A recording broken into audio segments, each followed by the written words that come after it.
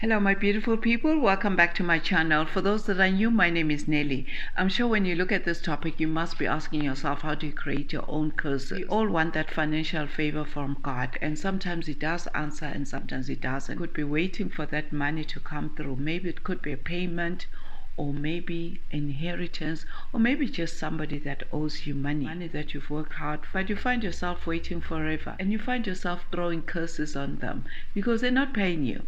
They know your situation, but they're just totally ignoring you. Sometimes it could be that person's fault. They know your situation, but they're not paying you for some reason.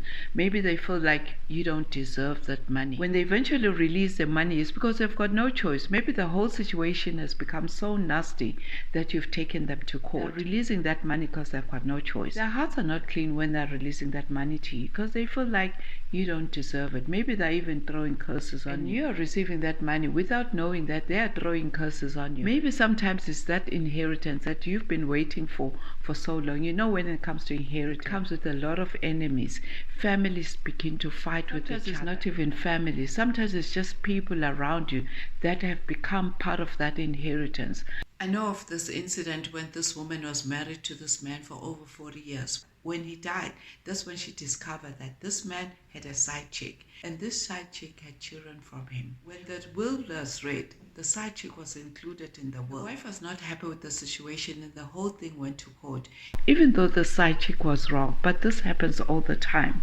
These days, women enter relationships even though they know that this man is married. Sometimes it's what they're gaining from him. They will date a married man without feeling guilty about it. Some would benefit from that relationship and some don't. Would you think the wife would be happy about this? I don't think so. Because the money that is spent on the side chick is the money that's supposed to be spent on the children. Even though she had accepted the situation, but her heart is speaking. She may be silent, but her heart is speaking. Just like when you're giving somebody money and you don't want to give them that money, you start controlling that person how that money is going to be spent. Even if it's not this particular scenario, maybe you borrow money from someone, or maybe they borrow money from you. That money will come with conditions because they are not giving you from a clean heart, or maybe you are not lending them from a clean heart. You start giving them conditions like how they're going to use that money. They don't condition them. You need to be spirit-led at times. Don't just give money just because you're feeling sorry for them. Sometimes you may be giving money to someone in the street and you feel like they are hungry. Maybe they're going to buy food with that money, and suddenly you see them, they are drunk or buying alcohol. And you are not happy with that. When you are releasing that money to somebody, you need to let go of that money.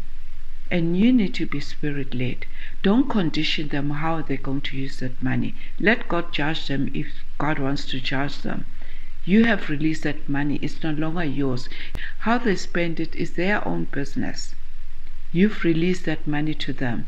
Otherwise, you're not releasing that money from a clean heart because you're already complaining how they're using your money. Money is an exchange and it has to come from a good source. Sometimes you borrow money from people and you don't know where this money is coming from. No, money is spiritual. That is why sometimes you collect money from someone and you start using it for your business and you start realizing that your business is not doing well. Take money from people and we don't know their motives because you don't know the source where it's coming from. That's why it's very important to pray over it when you receive money from someone. Before you even use that money, pray over it. I'm sure we can relate to that. Sometimes you borrow a family member or even a friend, and when it comes to paying, they don't pay you back. Suddenly your relationship with that person is now compromised because they're not willing to pay you back. That's why when you're borrowing a family member or a friend, sometimes you need to tell yourself that that money might come back or it may not. And you must be willing to let go of it because at times when it comes to family members, you even regret why you gave them that money. We're all created to have this relationship with God and ourselves. But money becomes a problem. It affects the relationships that we have with each other. Sometimes it can go as far as destroying families or even a marriage. Marriage can be destroyed just because of money.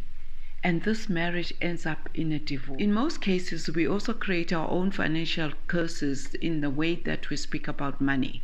Sometimes even if money wants to come to you, with your own mouth, the things that you say, you will not manifest that money. And most of the time we say things like, oh, I'm so broke, I don't have money. Maybe even our cultural backgrounds where we are constantly told that money doesn't grow on trees, you need to work hard for your money. Money is a source of evil. Money could be the source of evil because of the way people idolize money, the way people will actually kill for money. That could be the source of evil. But at the same time, we all need money. The way you speak about money is the way it will come to you. If you're going to speak bad about money, then it won't come to you.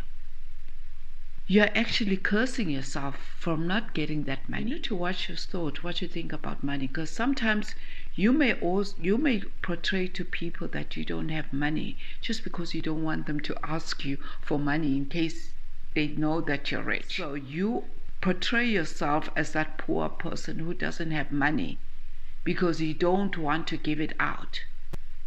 You don't want your family members to come to you whenever they have a problem. And you're portraying to them that you don't have money, you're broke. The way you're portraying about yourself is the way money is going to run away from you. You're creating a curse for yourself just because you don't want them to know that you've got money. In most cases, we even feel like money doesn't buy happiness. But have you noticed that when you've got money, you're the most happiest person ever? And when you don't have the money, you're just miserable. You're sick. You don't want to see people. You just feel miserable. And you're always down. Even those creative ideas, they don't come by. Because you're just thinking, how are you going to pay your next rent? So if money doesn't buy happiness, how are you going to invest in that business? How are you going to invest in yourself in order to make yourself better? How are you going to travel? So you need the money. So why curse yourself financially? The thoughts.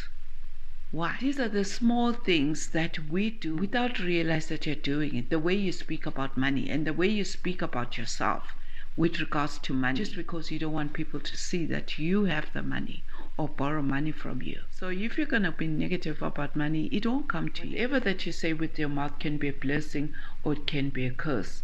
Sometimes your poverty mindset can curse you from receiving money, because everything that you say about money is negative. Poverty mindset is real, and sometimes it starts from childhood. How you think about money is how you're going to think about money when you grow up. It's your responsibility to change that and change your mindset as well. Thank you for watching, and see you in that next video. God bless you.